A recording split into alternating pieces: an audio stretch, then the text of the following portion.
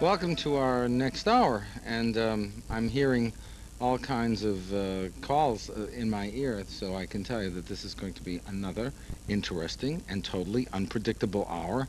For example, For example, we have Jason on line B, and he has a potential problem with his lover. Jason. Hi, How old are you, Jason? 46. What can I do for you, Jason? Well, maybe 6 or 8 weeks ago, you talked a little bit briefly about a guy who was a non-gay homosexual. I'm involved with someone whose shrink has told him that, and I don't know what it means. How how long have you been involved with him? Year and a half? And this is not your first relationship, obviously. Oh, no. And how does he compare in his emotional relationship to his sexual identity to other of your friends or partners? I'm not sure how to answer that. We have a good relationship. We were not sexual with each other for, well, that's only been going on for about the last 6 months. Okay. He's, we have a good relationship in that he seems to be emotionally available to me. I'm very attracted to him. And sexually? Yeah. Is he attracted to you? Oh, yeah. He's very loyal. He has a lot of things that I look for in a partner. Okay. Well, non-gay homosexuality is usually, it can be described in a lot of ways. One of the ways is that the passion for the male companion is not necessarily something that's uh, a choice in the same way that it's more of a choice, I should say, than a sexual orientation where a person has always felt gay. In other words, it can be a searching for a father. It has a lot of psychodynamic configuration to it. And for those reasons, it's amenable to treatment. It is a diagnosis that you make when you think you can treat the person for the homosexuality. In other words, you don't see the gayness as a lifestyle. You don't see the gayness as a sexual identity. You see the gayness as a symptom choice. Okay? Is that clear? Well, it's a little clear. Is this a fancy way of saying that he's a homophobic homosexual? No. No. He may not be homophobic at all. In other Well, he doesn't want to be around my gay friends. That's been a problem for us. Okay, and why not? He just tightens up. It's like he doesn't like them. Are you the only gay friend he's ever had? I'm the only one he has now. I don't know. Well, I understand that. Was there ever others? Were there ever But others? he's had other relationships. Has he ever had a relationship with a woman? No. Does he ever wanted a relationship with a woman? Does he what? Has he ever wanted a relationship with a woman? He says no. Okay, so why does this is this a psychologist or psychiatrist? Psychologist. Why does a psychologist think the diagnosis is being a non? I can't answer that question. I don't know. Get another opinion. Why is he seeing the psychologist anyhow? I don't know that either. This diagnosis, or if you can call it that, this took place quite some time ago. This is not a recent thing with him. Yeah, but that doesn't mean it's real. Uh-huh. I mean, come on, psychiatric diagnoses are made all the time on people. I remember once I had twisted my leg skiing, and I went into the infirmary at Dartmouth College, and I was complaining of pain in my leg, and it wouldn't go away. And after 3 or 4 visits to the infirmary, they thought that this was in my head, and they wrote down psychoneurotic. And because that was the diagnosis they came up with. Well, I couldn't walk. Now, one of the things that I am somewhat familiar with is treatment issues with homosexual males that have to do with fetishes and kind of, I guess you could say, aberrant behavior. Aberrant behavior. In that it seems as though the accepted treatment these days is to make the behavior more acceptable to the person who's doing it, as long as there's no victim and it's safe and so on. You're talking about people who are feeling guilt over their behavior. Yeah. Now, is that the same type of treatment that we're talking about? Well, In other words, the outcome if of this treatment would be that he ends up being just the way he is now? oh, no. Look. No? When you make the diagnosis of non-gay homosexual, the object of treatment is generally to make the person have a heterosexual orientation. I see. What you're saying is, to help him get rid of his self-hatred, I mean, if I were seeing this guy, and I would try to determine whether or not there was a neurotic component to it. Mm-hmm. And the neurotic component, if it had to be with guilt over coming out, shame over embarrassing the family, anxiety over telling the family, confusion over whether this is the right thing, you deal with those issues of feelings in order to help the person function better in whatever sexual identity he has chosen. To try to make a person over Mm-hmm. is to my experience, is an extraordinarily time-consuming proposition, and one which is, I think, almost always difficult to complete. So then I think what I'm hearing you say is the guy's not gay. I'm not saying that. Okay. I don't know. Mm-hmm. I mean, that's what I thought I said by trying to tell you that someone once labeled me psychoneurotic because of knee pain I hear you. was that this guy may not have the right diagnosis as a non-gay homosexual. He may have a lot of shame, and he doesn't want to admit what he is, and your friends may be a bit or a bit flamboyant, or a little queenie. No, not at all. They're all very professional people. All right. Well, sometimes people can't stand to be around that because they hate themselves and they project out onto that. But if they're professional people, it may not have to do with them being gay at all. It may have to do with them being successful. You may have hit a chord there. And he may just be a drifter in his life who's never really accomplished much and is living between two worlds, the world of himself actualized and the world of himself being a kid thinking there's something wrong with me, I'm too ashamed to really work, and he's using his own fear over what he is as an excuse not to work harder.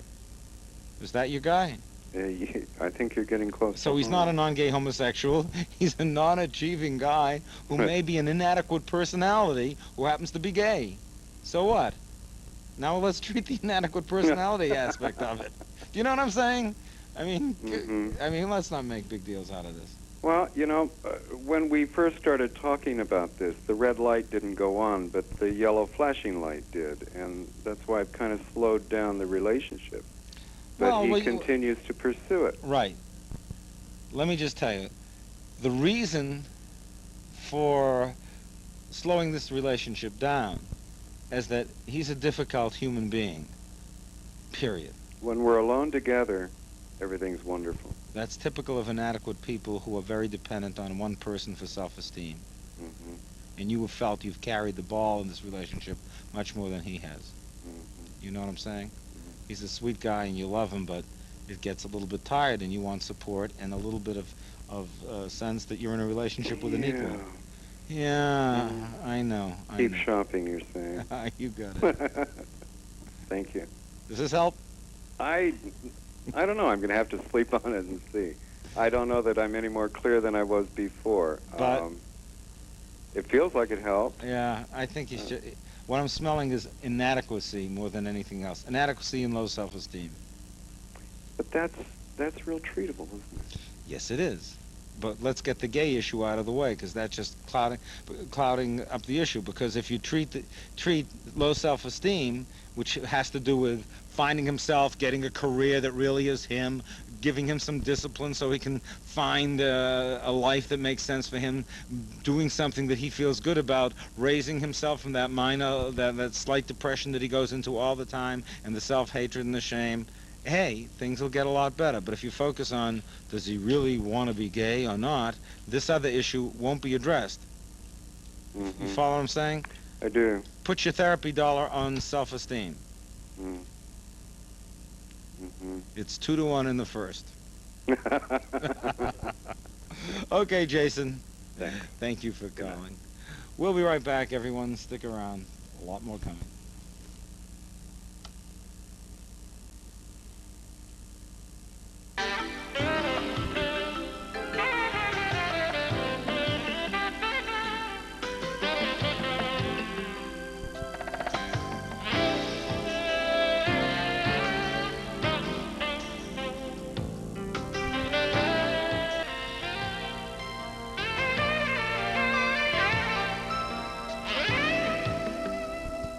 David Viscott, and welcome back. Let's see. Who do we have now? All right, we have Roxanne. She's on line 8, and she has a problem with the word no. Roxanne. Yes, How old are you, Roxanne? I'm 24. Why are you whispering? Huh? Why are you whispering? Well, I have my husband in the next room. Okay. So tell me what's on. Well, You have to speak up, though, so we can all hear it. I know you're whispering, but speak up nonetheless. okay. Okay? Well, I step out on my husband a lot. You do? Yeah, I go out with strangers and stuff like that. I just have a problem with Is there a television set in the house that he could be watching? Huh? Is there a TV set that your husband could be watching while we're talking? No, he's asleep. Okay. So why are you calling? Well, I was wondering where, if you knew any places where I can get some help at. Okay. So you know something's wrong, right? Definitely. Okay. How often do you do this? Basically every weekend. Where is he? Work. And he works nights? Yeah. You lonely? Well,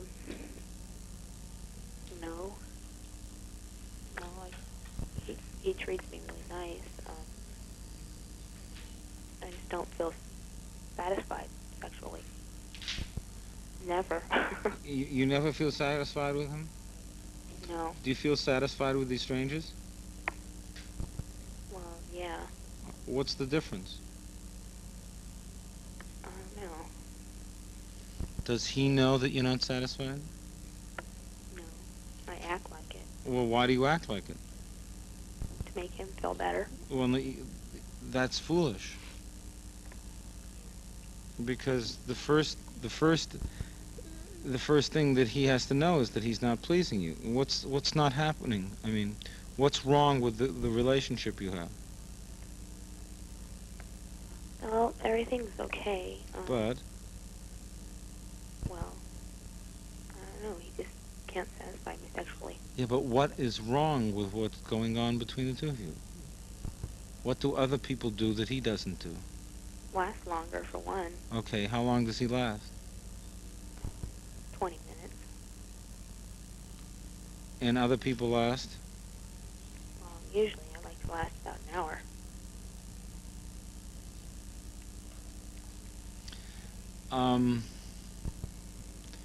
You know, the help that you're going to need with this it will go something like this. I mean, you'll imagine you came into my office, okay? The first thing I would ask is what I'm asking now. And when you say 20 minutes, is there foreplay? Well, a lot of times I have to beg him to have sex with me. Okay, so he's not interested. Well, he's mostly tired, and I'm always ready. You're always ready. Yeah. But didn't you know this before, that you had such different sex drives? Well, he wasn't like this before we were married. And what happened after you were married? I don't know. He just died, you know. It's just like he just wanted to do nothing no more. And how long you been married? 2 years. Well, See, I've been like this for 6 years. See, you've been stepping out on him for 6 years? well, no, I've been sleeping with different partners Did you know this when you're getting married? Yes. But I thought that helped me settle down more. Oh, that's a mistake. That never does. Thought it would. Okay. So, are these different people every weekend? Sometimes. And sometimes the same? Yes. Well, you know you're headed for disaster. You know that, don't you? Excuse me? You're headed for disaster, Yes. okay? And the chances of this relationship making it very, very small. So what do you think I should do? Well, I tell him? well, the first thing is he needs to know that he needs to do more to satisfy you. You need to give him a chance with that. But the thing is, having sex with all these how many people have you had sex with since you've been married?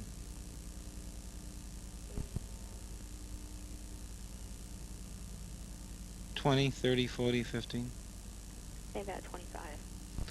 Okay. And these are all strangers? Yes. Okay. Have you had an AIDS test? Yes, I do. You did? Yes. And how did it turn out? Negative. And and when was that? 3 months ago. And how many men have you had sex with since then?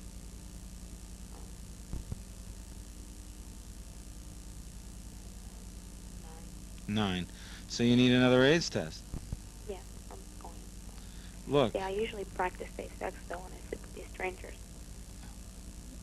I know there's usually not, it's not foolproof, but no, it isn't. Roxanne, this isn't fair to you. It's not fair to your husband. It's not fair to anyone involved, including the men you sleep with. I mean, you're a walking time bomb. I mean, AIDS is present in about 1%. The virus is in about 1% of the population now. So the chances of you getting it, you know, get pretty high at this level. my, I don't, I think this marriage is kind of mostly a mistake. Well, if Because if it's a mistake, you shouldn't be in it. But you shouldn't be living a life like this within a marriage, because all you're going to do is end up getting infected, infect your husband, and then you'll feel that you're the one who killed him. Yeah. I mean, that's what you're playing with today. He doesn't really know everything about me, though. I mean, He doesn't know anything about you, your husband? no, I have some things I haven't told him about me. Like what? Well, I did a few porn movies when I was when I was 18 till I was about 20 years old. So that you were in the business. Yeah. Were you also a hooker? Huh? Were you also a hooker? No, I just did a couple movies. It was low budget movies. What else? That's it, pretty much. He doesn't know about those, Uh-huh. and I'm worried about telling him that. Well, I mean, you're at a place with this man, which is a very, very difficult place. The chances are, if you tell him, you have a 50-50 chance of him saying, "Get out of my life," right? Yeah. Okay. But the point is, you can't go on like this, no matter what. What's that noise? Excuse me? What's the noise? That's my phone. Okay. You need some help, some counseling. Okay? First of all, you've got to get another AIDS test. Second of all, you've got to talk to someone about how to approach him, because it's going to be a little more complicated than you think. And you've got to start telling him that he's not pleasing you. Because when you lie like that, then he thinks nothing's wrong and he doesn't try harder. And if he has an opportunity to please you and to make a start with you that really works, he should have that. But when you lie, you insist that you're not going to have a relationship with him and that you're going to sneak out on him, and that's not good for you. It's not good for him. Actually, it just isn't good for anyone. Times have changed, and life is never going to be the way it used to be. And the way AIDS is now, when you mess around with one person, you're messing around with all the people that person has ever messed around with. Who's next? Okay, we have Rebecca on line 3, and she's angry. Rebecca. Hi, How old are you, Rebecca? You have to speak up, please. I'm 23. Okay. And what's wrong? Oh, I can't even begin to tell you what is wrong with me. Well, what hurts? Everything. Okay. I'm just so angry and just so PO'd at someone in my family that I just Well, can't. who are you angry at? At my brother. Why? Oh, he's just done some Tell horrible. me what he did. He is a suspect involved in a major murder in in L.A. And I heard about it through a family member, and it was all over the news. And I am just so angry and so ashamed, and I just hate him with every bit of my being in my body. Do you think he did it? Yeah, yeah. Seriously, I really think he did it. I just know what type of person he is. He's hateful, he's evil, and he's malicious. I can't stand him. And my mother and my father are just so blind. And what do they think? He's innocent, like he was the last time. The last time he was also involved in a murder? Yes. He was in prison, in the youth authorities for 6 years for murder. And then they even said that he was innocent. And I didn't know what to believe then. I was a very young girl. And I didn't know what to believe. He was my brother, and he was snatched away from me. We were close when we were kids. And ever since he went to jail, he has just been horrible. Um, are they are they asking for the death penalty? Yes. You know, when I don't even know yet because he's been let go. He's been let go but they still have him as a suspect. Tough to be on the sidelines to something like this, huh? Yeah, but I'm trying not to get myself involved. I Look have at, 2 little girls that I have to look after. and do you talk to your parents about this, or is it the sort of thing you just sort of let go Well, of? I talk to my parents, and I've just barely started talking to my parents. As a matter of fact, we haven't talked in a year. Because Because of him. are they angry at you for your point of view? Yeah. I haven't told my mother because I know it would break her heart, but I told my dad. Would you say to them? I said, he told me to sit down before I heard about it. And he told me what happened because I was at a girlfriend's house helping her do some things. And the phone rang and it was him. And we had talked earlier and everything was great. We were getting along on the phone. And he called back and he sounded really upset. And I said, what's the matter? And he said, are you sitting down? I said, yeah. He goes, have you watched the news? I said, no. And he said, well, and I go, what's going on? And my grandmother's in the hospital. I'm thinking, oh, Lord, please don't do this to me over the phone. She's died. Come and tell me. He goes, no, Tony, it's not that.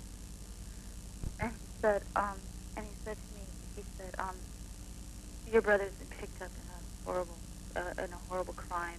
And I just flew off the handle.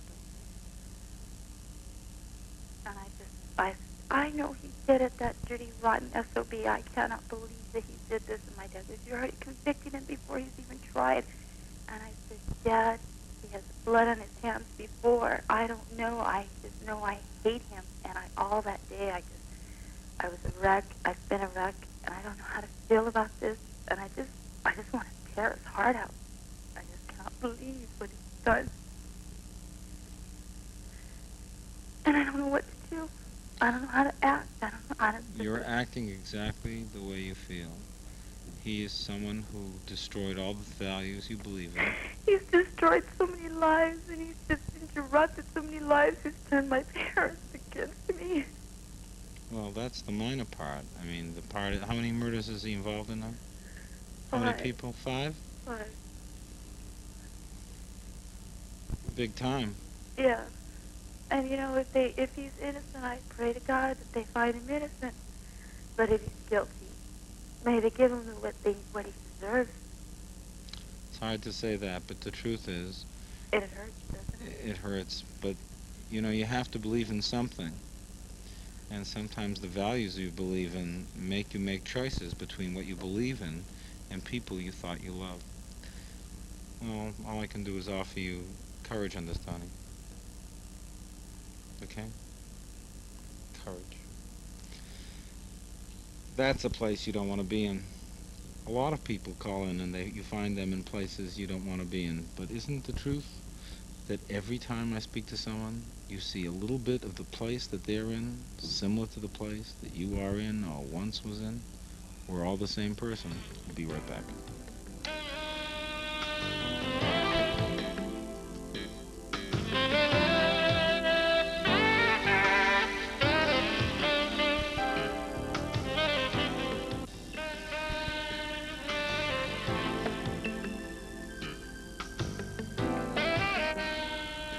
David Viscott, and welcome back. You know, I take a look at some of these calls, and you try to put yourself in their position. And you know, when you lie and you don't share what's really going on, you just get in deeper and deeper and deeper. Thinking of Roxanne slipping into those relationships and not telling her husband. One telling of the truth sets the whole thing straight, but a lie compounds itself and grows. Who's next? Okay, we have Erica. She's on line 5, and she's involved in a complicated affair. Erica. Hello? Can you speak up, Erica? Yes, How old are you, Erica? I'm 21. What's going on? Okay, well, the problem is, it's about my husband. You know, well, we always argue because, you know, he always hang around with his friends. He never comes home from work. And, you know, he always comes, you know, home late. And I just got, you know, tired, you know, just being, you know, cooped up in the house, taking care of the kids. So, you know, all suddenly, you know, one of his friends, you know, I'm seeing one of his friends. Okay. The question is, why didn't you tell your husband that you were angry with him?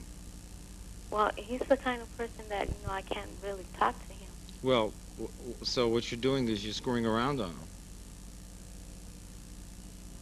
Right? Well, he been doing the same thing, too.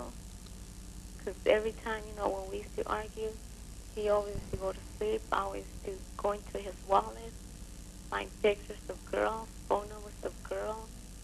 That's, you know, that I guess that's the way, you know, he made me do the same thing. He didn't make you do the same thing. You did the same thing. You did the thing because you didn't want to face the truth. The truth is your relationship doesn't work. You don't have a marriage.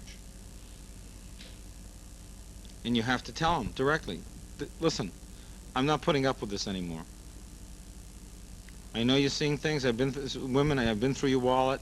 This isn't the relationship I want to be in. Either it stops or I want a divorce.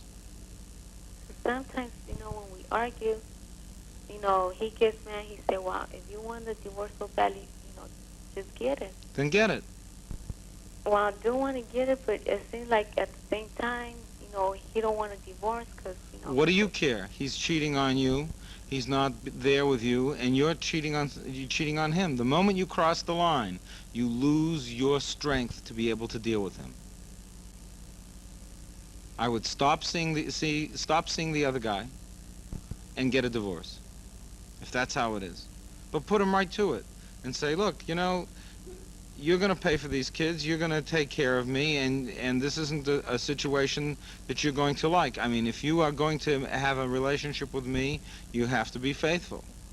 But you can't say, he made me do the same thing. He didn't make you do anything. You did that. He just cheated on you. You reacted to it the way you reacted to it. And that brings you right down to his level. Do you know what I mean? Yeah. So as soon as you start doing the things that he's doing, you lose your ability to think good of yourself. Put it on the line with him. Tell him, look I'm sick of this. I want out of here if things aren't going to change, because they're not going to change until you take a stand. But don't let yourself be dragged down to a level that's very difficult to come back to.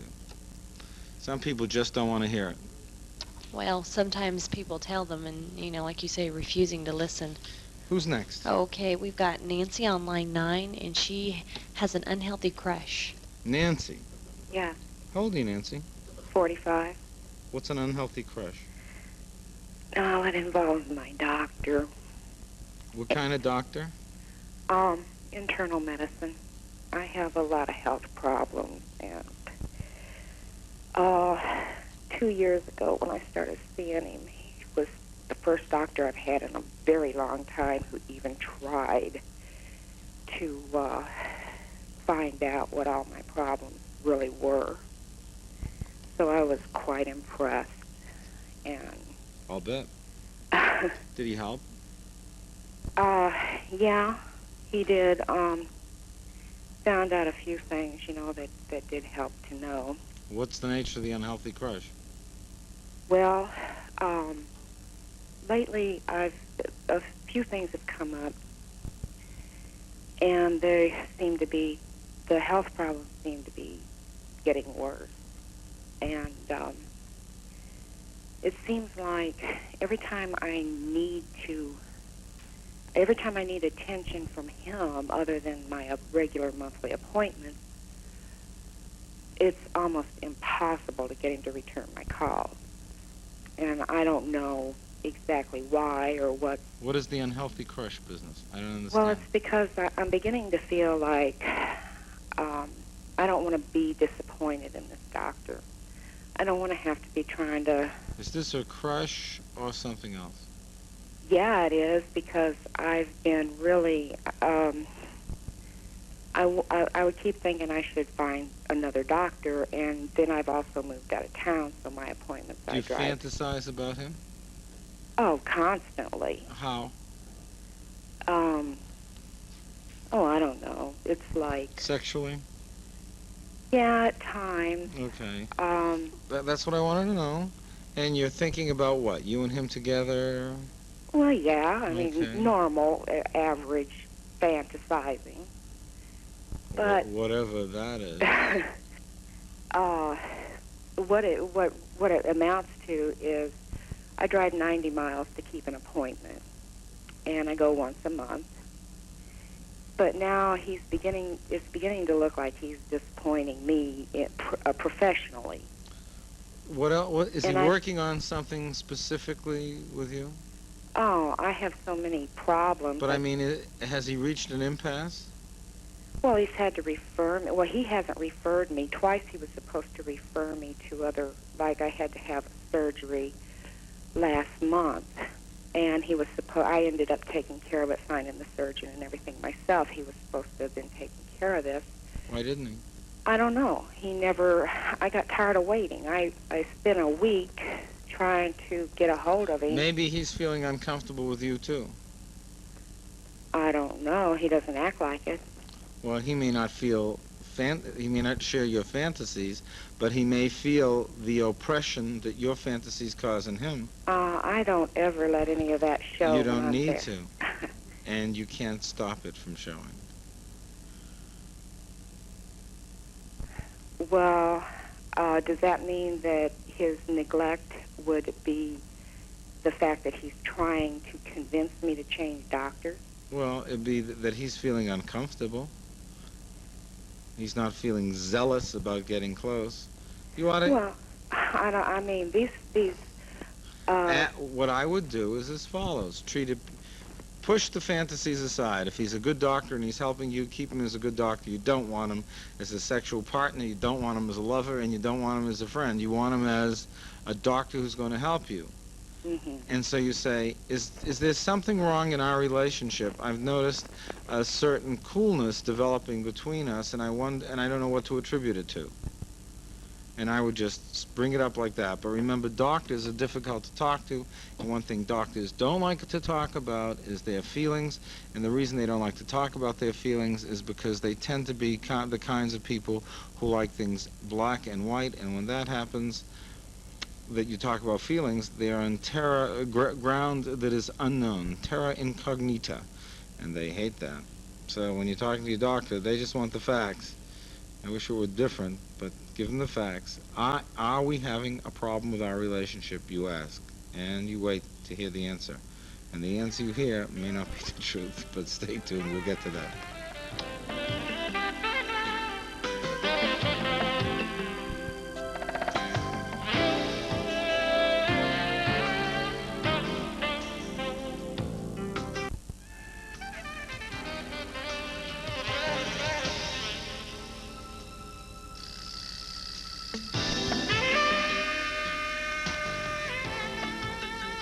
Welcome back, David Viscott here.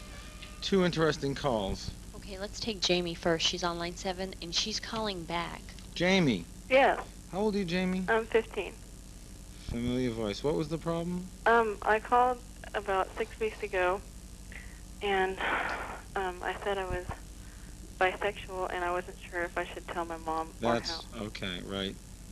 And okay, and I thought about it, and I told her that I wasn't sure, and that I thought I might be bisexual, and she didn't believe me. And now that's made me more Okay. confused than ever. Tell me the conversation you had with your mother. Well, I just told her that I said that I thought I might be bisexual because I was starting to be really attracted to girls and everything. And she just kind of laughed it off, and she's like, "Well, you're going to outgrow it, and someday you'll find a man that you love, and you'll marry, and all that stuff." And then I didn't really talk about it much after that because I figured she didn't believe me.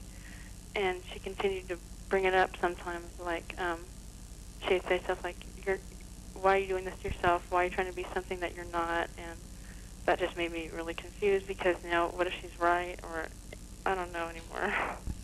Okay, the main thing is your mother is trying to talk you out of a feeling or out of something that you believe, right? So you have to be stronger than you have been in the past, and you have to sit down and say, "Mother, you know, I guess if I were you, and my daughter came to me and said that she thought she was bisexual, I would be very concerned. I would be frightened, and I would tell her, 'Don't worry, you'll outgrow it.' But you know, all that's doing is making me confused and is making me feel as if there's something wrong with me, because the feeling is there. And not only is it there, I've discussed it with a psychiatrist. And the psychiatrist told me to talk to you. And you're not talking to me, you're lecturing to me, Mother. Now the point is, I have some real concerns. And they're not concerns that you are equipped to deal with. I think I need to talk to somebody. And maybe you need to talk to somebody too. But this is something real. It's something that's causing me a great deal of upset. It's preoccupying me. It's getting in the way of my life.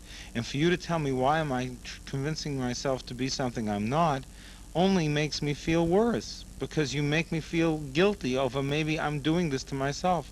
I don't feel I am. And you're telling me, "Oh, just be different, grow out of it." And all that makes me feel like is a failure. And it makes me resent you. Can you tell her that? Yes, and well, I guess I could try, but the other thing is, I'm really scared because ever since I've thought this over, it's been preoccupying me. I mean, my attraction to guys has almost completely diminished, and I've been obsessed with just girls, and that scares me too because I'm gonna get that whole rejection thing from her again. But you have to go up to her and say, since I spoke to you, and since your answer, it's gotten much more intense. I don't think about guys at all. All I think about is girls. I don't know if this is my rebellion against you or how I really feel. I need help, Mother, and you're not responding to me properly. Tell her you spoke to me. Okay. And tell her she can call me either here or on my radio show on KABC, but I'll talk to you anytime. Okay. I heard you on Love Lines. You were awesome. Awesome, huh? Yes. What did you think of that? I loved it. It was great. I mean, your advice. You're my idol. I love it. All right. So what are you going to do with this? Well, you kind of straightened things out. How about how this isn't all in my head? I'm actually having these feelings. So I guess She's got to face it. She's in denial. Yeah. Parents are like that. Yeah. Okay. Okay? Yeah. Stay in touch with me on this. What? Okay. Yeah. I was gonna talk to her and hold my ground here and tell her what I'm really feeling. Yeah. Why not? I mean, it's your life. Yeah. You might as well take it seriously. Yeah. Yeah. That's true. Okay. Okay. Love you. Thank you. Okay. Bye. Awesome. I like being awesome. Well, I've heard some good things about that Love Line program that you did from a So- couple of other kids. Someone else said I was raging. Raging and awesome. I love it. Gosh. Okay, let's go to Larry on line B, and he's been frightened over a recent experience. Larry. Hello. Hi, Larry. Hi. How old are you, Larry? I'm 26. What's going on? Well, I recently had back surgery, and like 2 or 3 days, well, actually 3 days after the surgery, I came home. And on the second day that I was home, I was sleeping. It was nighttime, and I found myself. I feel it was a dream that I felt this feeling come over my body. It just like rushed through my body. It was like I don't know. I didn't even explain it. It just was this real strange feeling. It was like an uncontrollable feeling, but real relaxing feeling. And as I felt this, I saw a face of like a man who just was like lifting his head up very slowly and smiling real softly. I mean, I kept hearing these weird voices in the back of my head, kind of, but I didn't understand what they were saying exactly. And then I woke up. Then I thought about it for about an hour before I went back to sleep because it really, it was really strange to me. So finally, I fell back asleep, and I don't know how long I was asleep, maybe another hour or so, and I felt this feeling even more intense than the first time, but it was like another flowing and relaxing. It was the best feeling you could ever imagine. It was just real relaxing.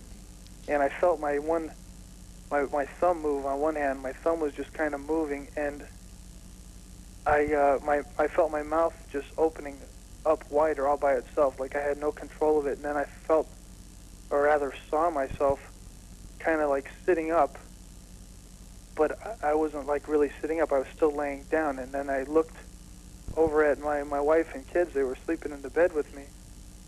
Were they actually in the bed with you? Yeah, they were right next to me in bed. And as I sat up, I looked over at them, and then I felt like I was sitting up, but I looked at myself and I was laying down, and it just scared me really bad. And I just woke up out of it, and I don't know what it was. So, since then I've had a real hard time even just going to sleep because I Did don't. they give you any medication for your back? Yeah, before I had surgery, for about 2 weeks before I had surgery, and What were the medications they gave you? well, I started off with ibuprofen. Then those didn't work. So Any then tranquilizers? no, I took Vicodins, and in the hospital I was on morphine shots for like 3 days. Did they give you any Librium? No. Okay. And what else were you taking? And then Percocet. Go ahead. And Valium for 2 days, but in the hospital I took the Valium for 2 nights, and I had horrible nightmares, and I asked not to There you go. take that anymore. And this is 2 days afterwards you had this phenomenon. These are called hypnopompic phenomena. And hypnopompic phenomenon I have been described with the drug Librium, which is a cousin to Valium. And what a hypnopompic phenomenon is really the dream state persisting into the waking state, okay? And this causes you to believe that you're in the dream and the dream won't stop and you're unable to move. Yeah, that's exactly what happened. Do you know who happened to write the first paper describing these drugs, benzodiazepines, and hypnopompic phenomenon? You? Me. When I was in 1967, I think. Really? Yeah. So what it is that these drugs act on a part of the brain called the amygdala. You need to know that. I mean, Yeah. it's, what am I saying, folks? So anyhow, so what happens is that this part of the brain seems to modify emotions, and when the emotions get intense, they are allowed, the normal pattern by which they express themselves is broken, and the phenomenon of hypnopompic or hypnagogic phenomenon is on falling asleep, hypnopompic is on arising, the dream state persists, and you think you're still in the dream. This will wear off as the drug effect wears off, and the main thing is it's totally harmless, you're totally normal, there's nothing to worry about,